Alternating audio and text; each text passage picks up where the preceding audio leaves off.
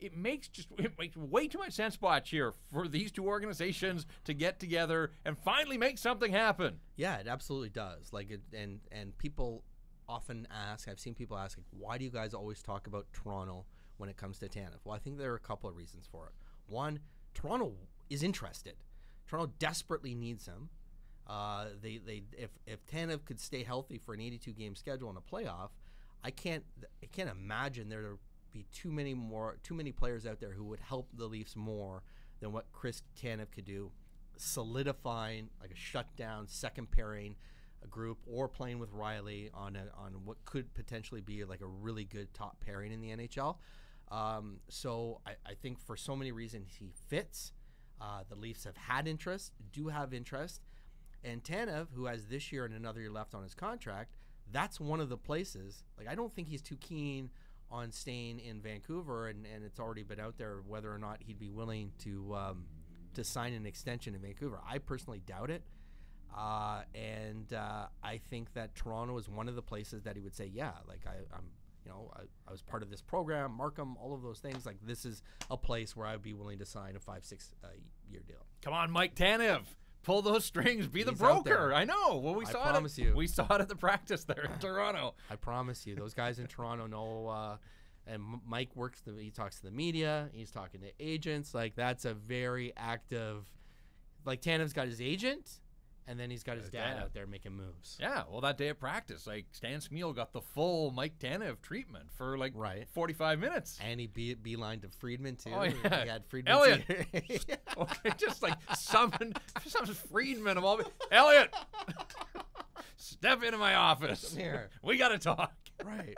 So, and I do think that let me put it this way. If you're in Mike's shoes, and you were looking at Chris getting a big contract coming up after next season,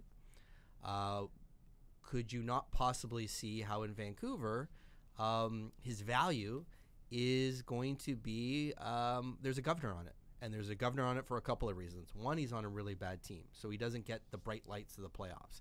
He doesn't get to perform. Like, he's the type of guy, I think, whose play would really stand out. Like, that's when Hughes got the most run, when that team was in the playoffs and he was doing his thing. We all, like, I think collectively as a city, people had this like, holy shit, like, this guy is really good moment. And you can see over the course, still hear people say, if Hughes doesn't go down, right, they win. Yeah, they win another takeaway from that series. Yeah, absolutely. So that's when people really fell in love with Hughes as a player, and I think Chris Tanev would have that potential if he were to make the playoffs. And I obviously think that he'd be a good, healthy, it'd be a huge benefit to a really good team. So I think that there's a governor on him for that reason. I think there's also like the injury thing is a problem, but on a good team that has the puck more than 50% of the time, he's not going to be in all these situations where he's got to block this many shots and he's got to take this many hits. All of a sudden that drops by 15%, maybe 25%, maybe even by a third. And you've got a guy who potentially can miss some of these fluke situations where he's got hurt. So I think he has a better chance of staying healthy on a good team. I think he has a better chance of shining on a good team. And I obviously has a better chance of getting the collective hype of the national media, especially the attention of those in Toronto, like Friedman and all those other guys who, Friedman talks about Tanev, but there's not a lot of guys in the national media that spend a lot of time breaking down Tanev and explaining what makes him good and why he's been so effective. But I do think that's going to change now. A second year in a row, a first-round exit for the Leafs, and the common denominator is that defense isn't good enough. They've got a ton up front they need to address. That's why I go, forget like just Tanev, like package up Tanev and Goodbranson. Like, give them both to the Toronto Maple Leafs. Here you go. That and right Hutton? side. Can they send them? There might be a way to. All these Ontario guys, just like there you go, airlift coming in. I'm just worried that Mike Tanev might be preoccupied because Brandon's now into the second round with the Jets, and attention is divided, or maybe it's not. Maybe he's leaving Chris in the shadows now, and it's all like locked on to Brandon and what the Jets are going to do in the second round. But there's no question that the Leafs have to address certainly the right side. Like, it seems to make way too much sense. So I know we throw a lot of crap out there, but this is one that it has to have some legs. This one has momentum. This one has legs, and it's not just the Toronto connection. I think in Vancouver there are a lot of people in the Tanev when people were in the Tanev camp were looking at the Vancouver situation, and everyone thought, and following the team and close to the team and insiders, everyone thought Goodbranson early in January was going to get moved. That was flipped on its ear when Goodbranson signed his extension.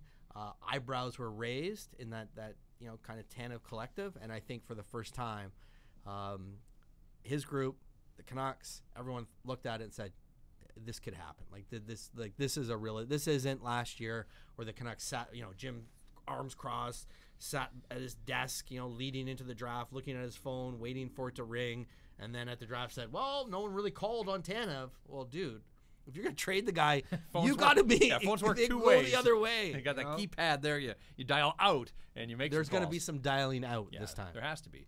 I watched that first round of the playoffs, and for me, one of the things that sticks with me is 30 different defensemen scored at least one goal in the first round of the playoffs. And, we heard Travis Green there on that final media availability, like, we need more offense from our defense. Like, goals are being scored around the NHL by defensemen. In the playoffs, too. You saw Torrey Krug last night. Like, it always, to me, it just keeps tracking back to, like, how are the Canucks going to overhaul this defense? And that's that might be the biggest watch for me. And I guess it starts on Saturday with the draft lottery, and we'll see what happens there. And wherever they're going to pick, like, we'll have a sense of, who they can target. Although I don't expect, like, if they don't get Dahlin in the draft, right, I'm not expecting whoever they get, 6, 7, 8, to step in and play next year.